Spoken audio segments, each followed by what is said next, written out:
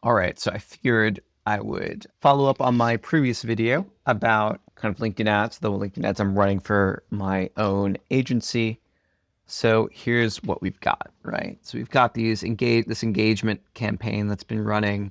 I run through it in a previous video. Basically, it's just sponsored company posts and posts that I made for my personal page that I pulled into Campaign Manager.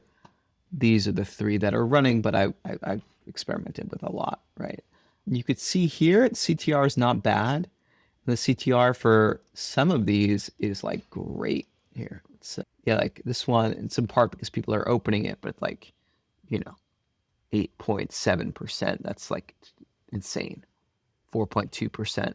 So it's doing some things right. This one, CTR is a bit low, so probably gonna kill that one. I had success with some of these other ones too, but yeah, I mean the audience is kind of small, so you run the same thing in front of people and it starts to decay. And you want your audience to be small. Like if you look at frequency, which is very important, you want, yeah, in this frequency over the past month of 4, that means the average audience member who has been reached has seen my ads at least four times. It's pretty good. I mean, I ideally want, maybe something closer to 10, but given my daily budget, I'm, satisfied with that. As I mentioned, though, I mean, the way in which I constructed the audience is through the kind of the LinkedIn's built-in audience builder. It's built-in categories, which are quite leaky. So just to kind of quickly show it, and then we'll kind of get into the more fun stuff. You'll see here, it's, I built it based on industries, company size, seniority, growth, job function, and then excluded a lot of job titles that were still showing up in the audience, even though they aren't really who I'm trying to get in front of. I would say it's working okay. I mean, people, the click-through rates are, and of that audience, I've reached 25%, which is fine. I mean, lots of people aren't in LinkedIn, don't log into LinkedIn that often. And of the people I've reached them 4 times in the past month. And yeah, I mean, average CTR across everything is 1%, but which is not amazing, but definitely above average for LinkedIn. And some of them have been very successful. Okay. So, but to do much better, right, you want to upload a specific list of companies you'd like to get in front of that are kind of your ideal customers. I've done that. It took a few days to match, but you see here, very low match rates. Now it's better. At first, it had a match rate of only 5%, and now it's much better. All right, so this is pretty solid. We can run campaigns here. I'll probably combine all three. If you click in, it's useful to kind of just have a little look to make sure. I already did this, of course, but yeah, I mean, it's basically, I'm trying to get in front of companies that are basically like service providers to like buy side finance. I would say this looks pretty solid. Let's just kind of roll with this. We're going to assume, you have a matched list with enough members that you can run a campaign. All right, well then what do? You have this existing creative that's working, let's just say like reasonably well. What you want to do is the easiest is going to be to go in and duplicate the ad set. And I'm just going to call it ABM for now, for account-based marketing. Select ads. And for now, I'm just going to select everything. Because they're promoted posts, it's going to be reusing the ad, not duplicating, which is fine. You'll then need to edit your ad set. So I'm going to keep all these settings the same, at least for now. I'm going to keep the end function. So if I added this and then did or, it would be all these people plus anyone in these lists, which is not what I want. I want to constrict to these lists. I guess I'll get rid of company industries, right? Years of experience, I'll keep the same. Company size, I'll keep the same. And this I don't really trust this growth data, so I'm just going to remove it for now. I think because I'm doing just like such ICP. Well, let's see. Narrow audience further, audience attributes, just upload company list. So we're going to do not the ones that are building. We're going to combine these three and see what happens. Still too small. All right, well, let's expand a bit. Here, because it's so ICP, I don't really care so much about company size. Still too small. All right, I'm going to remove this because I just don't think this data is that accurate. And for now, I'm going to remove all my exclusions because the exclusions were based off of the previous audience, the chunk that was getting it. All right, now we got 540. So a bit better. Let's see what's going on here. And I'm going to remove seniorities for now, or remove seniorities for now and see what happens. Okay, so we're at 1300.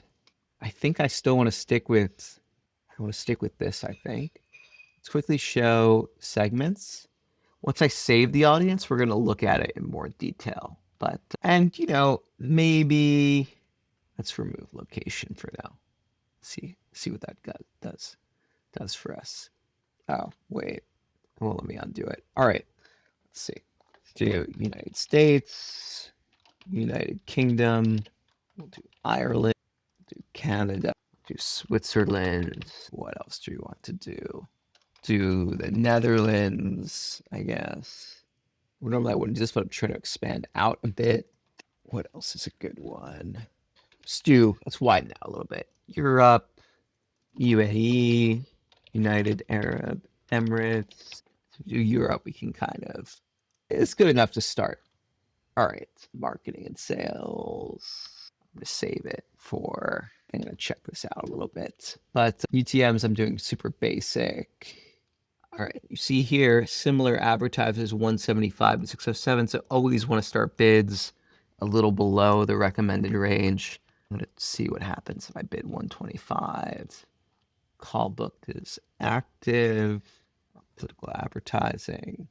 All right, before we go back into the ads, let's look quickly at the audiences and see. Actually, yeah, let's look at the saved audience. See what we got. We've got these three are here. Fine. Content. I don't really pay so much attention to that. I paid attention to member, so a lot of sales and some marketing. All right, so in terms of relevant job titles, there's only so much cleaning you can do at the front end. We're going to want to clear out sales specialist, account management specialist, head of sales is okay, biz dev specialist you want out, finance specialist, salesperson, students for sure, market specialist. So we're going to then go back into the audience within LinkedIn, and we're going to exclude. So we can add some exclusions here, just to give you an idea of how we would do it. Exclude. The best way to exclude is usually job title. So, and you should exclude the ones that are actually kind of large enough to really waste budget first. So sales specialist, it's not great. So let's see if it makes it too small if I exclude sales specialists. Sales specialist, account management specialist, account manager, specialist. You see how broad these categories are? Specialist, what does that even mean? Oh, I'll leave it for now. Account manager, head of sales is all right. Business development specialist. Business development doesn't mean what it used to, so we'll exclude that. And then salesperson, sales manager I'll leave for now. Students will, market specialist, that's so vague. Account executive, analyst will out, relationship manager. You see, you've got student, and then we have bachelor student showing up again. And it's kind of a separate category. And it doesn't even match. There's no such thing as bachelor student here. But anyway, I'll do undergraduate student. Consultants, all right. I hope that it should capture college student also. All right, and then let's apply. Let's see what we got now. All right, now it looks a little better. Looks better. It's vague, but better. All right, let's look at company. I'll diligence these a little bit later once it actually starts serving. But for now, it looks all right. Industry looks fine. Some of them are negative growth, which is not great, but some of them are positive growth too. I'm not going to bother excluding them yet.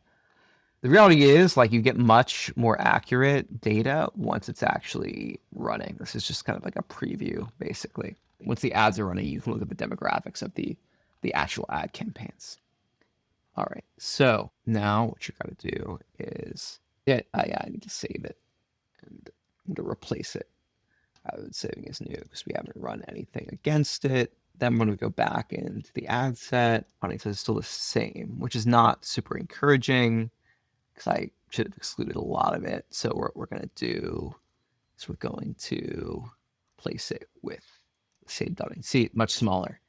You have to go in and kind of, even if you saved the previous audience, even if you did the initial construction here and saved it, you have to go, if you then make modifications in the audience manager, you have to go back here and replace it with the newly saved audience. So you see here it's 660, which I'm going to burn through that audience super fast. But as long as I cycle through the content quickly, it's going to be fine. It's going to be fine, especially given that my budget's quite low. However, because the audience is so small now, I'm going to need to, can't read. Yeah, I'm going to need to up the budget a little bit. I'm going to bid at like 25 cents below. I'll bid exactly 25 cents below, 177. And because I imported, I'm not going to run all of these ads. I'm just going to run some of them. But because I imported all of them, yeah, I'll have to wait until they're approved before I can pause. All right. So you know what? Let's just go for it. Once they're out of review, I'll pause the ads I don't want running. All right, I think that is enough for now. I will make another video once I have some data to compare.